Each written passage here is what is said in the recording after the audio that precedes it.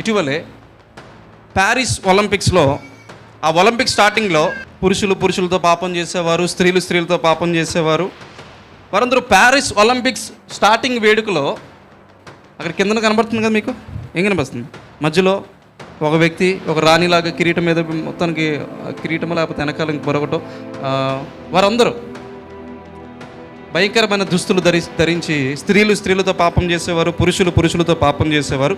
వారందరూ అక్కడ నిలబడి ఎదురుగా సమ్ టేబుల్ లాగా ఏదో ఉంది, వారు ఏదో చేస్తూ ఉన్నారు. ఇప్పుడు దీనికి మనకి లింక్ ఏంటి అంటే, వారు యేసు ప్రభువారి యొక్క లాస్ట్ సఫర్ని, ప్రభు భోజనపు యొక్క సంస్కారాన్ని వారు అవహేళన చేస్తూ కించపరుస్తున్నారు. చూడండి ఏ విధంగా అవహేళన చేస్తారు. పైన చూసారు మన ప్రభుతో పాటు ప్రేమించిన శిష్యుడని యోహాను, మిగిలిన శిష్యులు వారందరూ కూడా చివరి రాత్రిపు భోజనపు సమయంలో ఆయన అప్పగింపబడక ముందు రాత్రి ఆయన ఆ విధంగా భోజనపు బల మీద ఆ విధంగా ఉంటాయి. అంటే ప్రభువుని కించపరచడానికి, ఎందుకంటే Bible is against such kind of people. Bible దేవుని యొక్క వాక్యం గేస్కి, అదేవిధంగా లెస్బియన్స్కి, స్త్రీలు పాపం చేయటం, పురుషులు పాపం చేయటం, దీన్ని బైబిల్ పూర్తిగా ఖండిస్తుంది.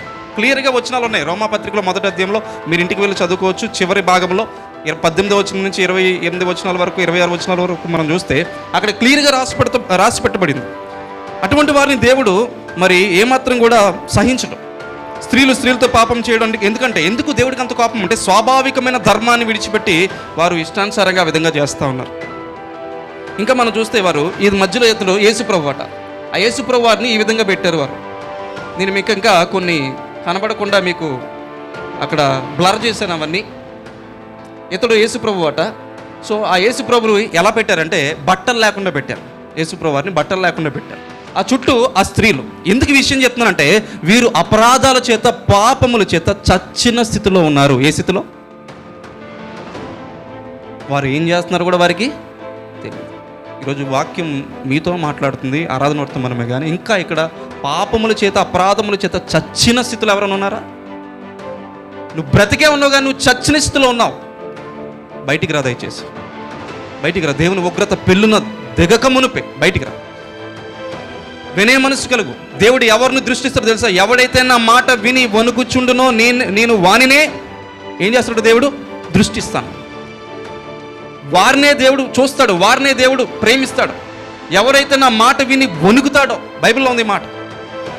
ఇంకా వారు చూస్తే మనం ఆ విధంగా పడుకొని యేసు ప్రభు ఆ వ్యక్తి కదా, ఆ విధంగా పడుకొని అక్కడ చుట్టూ వెనకాల ఉన్న వారి డ్రెస్సులు చూసారా? ఆ వెనకాల ఉన్న వారి డ్రెస్సులు కానీ, వారి యొక్క ఆ యొక్క పరిస్థితులు కానీ మీరు చూసారు అట్లా ఉన్నావు. సో ఈ విధంగా వారు కించపరుస్తూ వచ్చారు. ఈ విధంగా కించపరుస్తూ మరి డ్యాన్సులు ఇంకా అన్నీ కూడా. సో దీనికి ఎలాన్ మస్క్ అనే వ్యక్తి కూడా, this not a small issue, the has become a big issue. ఇది చాలా చిన్న విషయం కాదు, చాలా పెద్ద విషయం అయింది. ఎలాన్ మస్క్ అనే వ్యక్తి కూడా, ఇది క్రిస్టియన్స్కి చాలా ఘోరమైన అవమానం. ప్రపంచంలో ధనవంతులైన వ్యక్తి, క్రిస్టియన్స్కి ఇది చాలా ఘోరమైన అవమానం అని చెప్పి ట్వీట్ చేశాడు. సో ఇటువంటి వారిని మనం ఏమంటామంటే, అపరాధముల చేత, పాపముల చేత ఏమన్నారు చెప్పండి? చచ్చిన వారు ఉన్నారు. ఇంకా ఎవరైనా ఇక్కడ? ఏం చేస్తున్నావో తెలియదు, ఎందుకు బ్రతుకుతున్నావో తెలియదు, ఎందుకు నీ జీవితం ఉందో తెలియదు, ఎక్కడికి పోతున్నావో తెలియదు.